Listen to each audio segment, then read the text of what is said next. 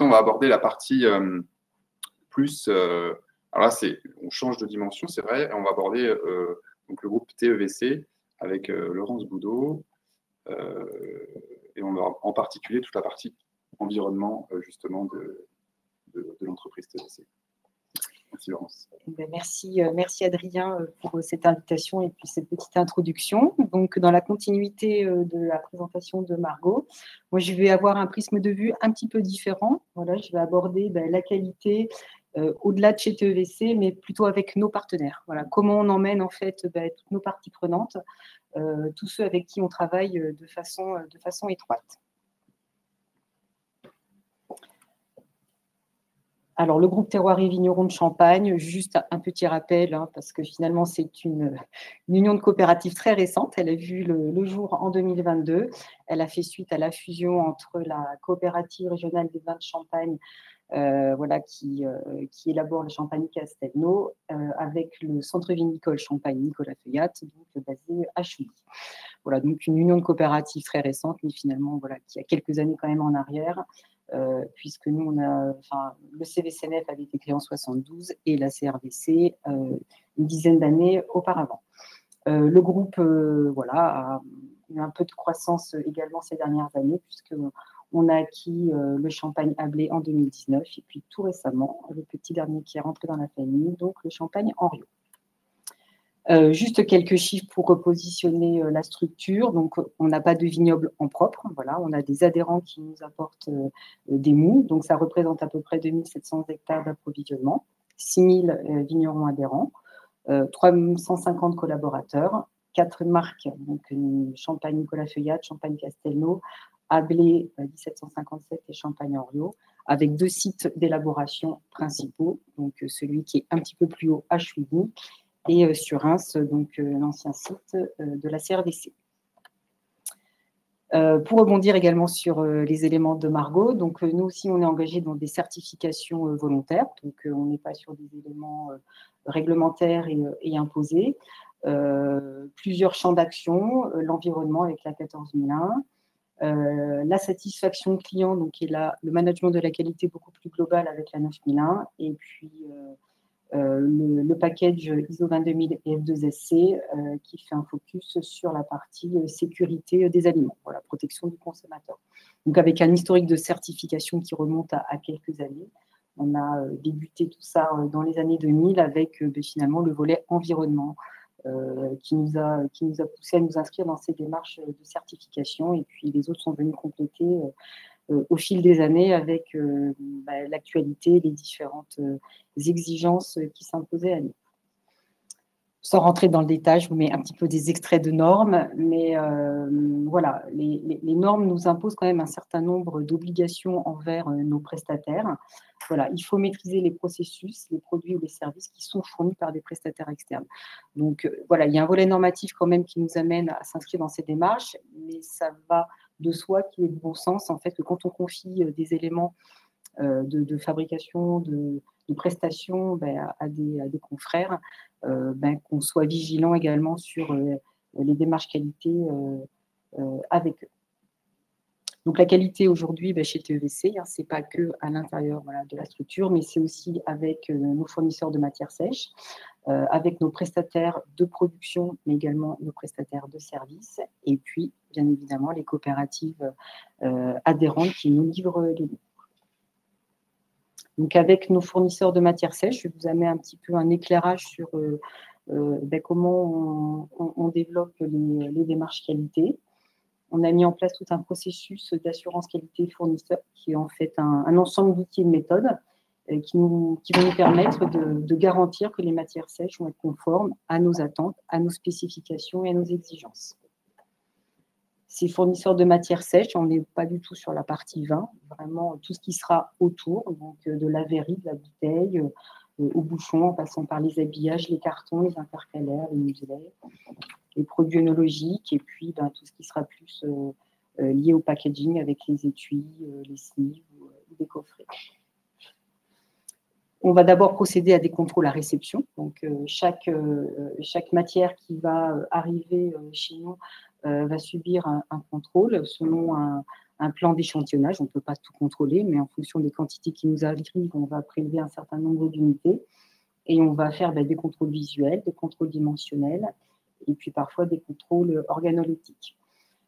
Toujours par rapport à des cahiers des charges ou à des spécifications, Margot en avait parlé tout à l'heure, donc c'est un petit peu la base de mettre en place en fait avec nos fournisseurs quelles sont nos exigences, de convenir de ces éléments avec eux à travers ces spécifications. J'ai mis un petit exemple sur les bouchons. Voilà, on va, par rapport à des planches de référence qui sont communiquées à nos fournisseurs, ben, voilà, réception, on va regarder bouchon par bouchon si ça correspond et si on est conforme. Si on n'est pas conforme, ben, on met les bouchons de côté. Et si dans la, voilà, on a quelques tolérances d'une ou deux unités pour pouvoir accepter. Si on est en dehors des spécifications, ben, le lot serait refusé. On va procéder également à des contrôles dimensionnels avec des gabarits, voilà, en fonction du dimensionnel. Ça passe pas. Voilà. Pareil, donc quelques tolérances sur ces éléments. Et si c'est hors spécification, le produit serait refusé. Et puis, sur les bouchons, donc on a un panel de dégustateurs qui va procéder par sniffing au contrôle sensoriel. Voilà, on fait macérer les bouchons dans de l'eau, 24 heures, et puis après, par sniffing, on va venir vérifier si on n'a pas voilà, des bouchons défectueux et qui présenteraient ces fameux bouts de bouchons qui viendraient voilà, altérer les vins par la suite. En cas de problème, on émettra des réclamations aux fournisseurs. Alors aussi bien voilà, si c'est constaté à réception lors des contrôles, mais durant toute la vie du produit, à l'utilisation, voilà, par les équipes en production ou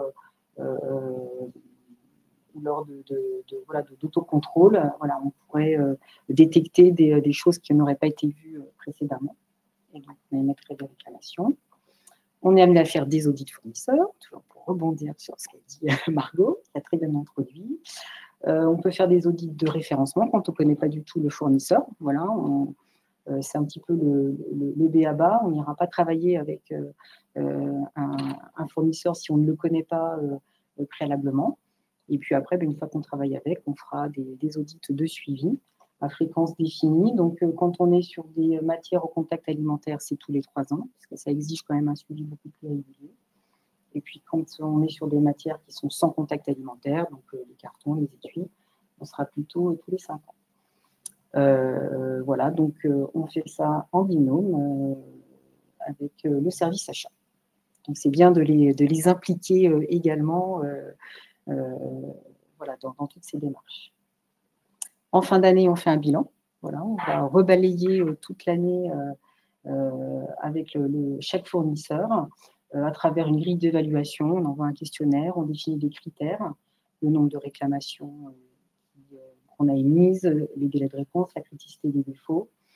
On a également des critères d'achat, mais voilà. Donc, c'est vraiment une évaluation qui permet de rebalayer toute l'année les problématiques qu'on a pu avoir, comment le fournisseur nous a apporté assistance, comment il a été réactif. C'est vraiment pour s'inscrire dans une démarche d'amélioration continue. Et voilà, la finalité ultime, c'est que voilà, le bilan peut avoir voilà, une influence sur la décision de la répartition des parts de marché. Avec nos prestataires, ce sera un petit peu similaire, voilà, tout ce qu'on fait avec nos fournisseurs. On va distinguer 2 types de prestataires, les prestataires vraiment de production, ceux à qui on va confier une étape dans l'élaboration, et puis les prestataires de services qui ont une compétence bien spécifique. Les prestataires de production, donc on peut faire appel à des copackers, on peut faire appel à des prestataires pour le tirage ou le dégorgement sur des formats spécifiques pour lesquels on n'a pas forcément les équipements. Et puis, nos prestataires de logistique avec préparation de commandes, stockage ou transport. Et même la menuiserie, puisqu'on a des caisses bois, beaucoup. Donc, voilà, nécessite un petit peu parfois d'entretien. Là, sur le suivi, ce sera peut-être un petit peu plus simple que pour les fournisseurs de matières sèches. Là-bas, ce sera dans tous les cas quand même des cahiers des charges et des spécifications. On est amené à faire des démarrages de production pour vraiment suivre les prestations chez nos partenaires. On peut être amené à faire des contrôles des produits soit chez eux, soit quand ça revient chez nous. Et pareil, on les évaluera en fin d'année sur la base de critères d'évaluation. Pour les prestataires de services, Margot en avait cité, mais on a nos prestataires de lutte contre les nuisibles, les laboratoires avec lesquels on travaille, laboratoire de vérification des équipements pour la métrologie légale, les vêtements de travail, le nettoyage, la maintenance, même les fontaines à eau. Et là, pareil, donc on élabore des cahiers des charges, on suit les prestations et on les évalue en fin d'année. Pour nos coopératives adhérentes, on aura on va les accompagner sous 2 volets. On va leur apporter conseils et accompagnement, aussi bien sur des référentiels normatifs tels que l'ISO 22000, sur les certifications VDC HVE, ou alors sur des conseils techniques viticoles. Et on organise également des ateliers de dégustation. Et puis, on fait des tables rondes et des conférences. Voilà, il y en avait une aujourd'hui, Ignoble Qualité, ce matin, et également une vendange et pressurage. Sur l'accompagnement ISO 22000, voilà, pour vraiment s'inscrire dans cette même dynamique que nous, on s'impose sur ces démarches de certification, on les accompagne en posant un regard non exhaustif de la structuration des coopératives, au regard de la sécurité des aliments et de la conformité à ce référentiel, de l'étape de pressurage à celle de la vinification. Et on essaie de constituer une feuille de route pour eux, voilà, qu'ils aient un petit peu un outil pour savoir comment s'engager dans cette démarche. Voilà, qui est parfois un peu nébuleuse. Et puis Adrien le disait, c'est vrai qu'après, voilà, si il y a un responsable qualité qui entend partager sur plusieurs structures, ça permet de démystifier un petit peu l'approche. Accompagnement VDC HVE, donc on accompagne à l'autodiagnostic des exploitations, de la même façon que sur l'ISO 22000. Et puis, voilà, sur les conférences et tables rondes, voilà quelques exemples, vendange et pressurage. On sensibilise nos adhérents sur le bon déroulement du pressurage et les bonnes pratiques d'hygiène en concertation avec le CIVC.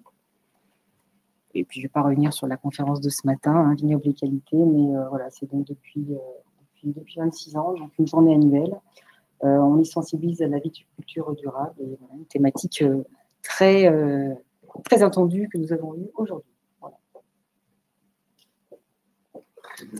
En effet, beaucoup de sujets très intéressants d'ailleurs ce matin. Alors, je ne sais pas si parmi l'audience il y a des questions, peut-être des gens qui étaient présents ce matin ou pas. Peut-être dans la salle, est-ce que oui, c'est à côté. Non, mais je crois que non, il n'y en a pas. Il n'y a pas de question pour l'instant. Peut-être la question, c'est est-ce qu'aujourd'hui, vous, c'est des choses que dans votre exploitation, qu'est-ce qui pourrait faire que vous passiez le cap à mettre en place ce genre de démarche? C'est des choses que vous avez déjà mis en place de votre côté sur une partie. Est-ce que, par exemple, la partie HVE, c'est des choses que vous avez déjà mis en place? Non. Pas encore. Pour les en cours, ouais. En cours. Qu'est-ce qui aujourd'hui peut être bloquant par rapport à ça? Il n'y a pas de. Ça va, ouais. Il y a une personne qui est dédiée à la question, enfin, qui est dédiée ou ça? D'accord. Ouais.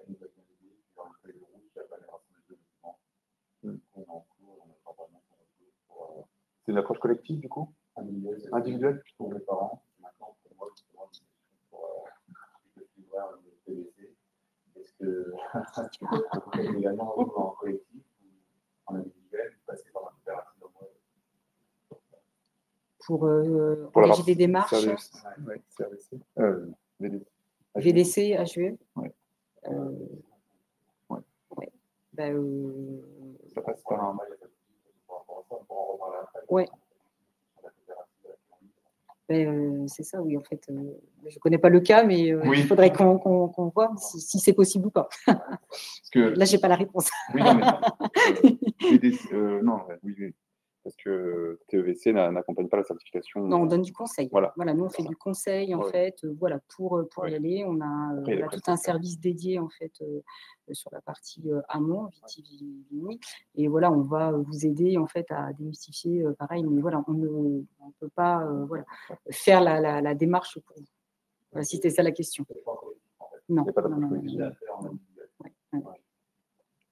Peut-être les certifications, on a d'autres personnes également de Bourget qui nous fait le plaisir d'être présents ce soir. Est-ce que, peut-être, vous savez, le fait d'avoir passé des certifications, qu'est-ce que ça a pu apporter comme pour l'entreprise? Ça a été vraiment C'est vraiment un challenge pour embarquer tous les collaborateurs dans l'organisation.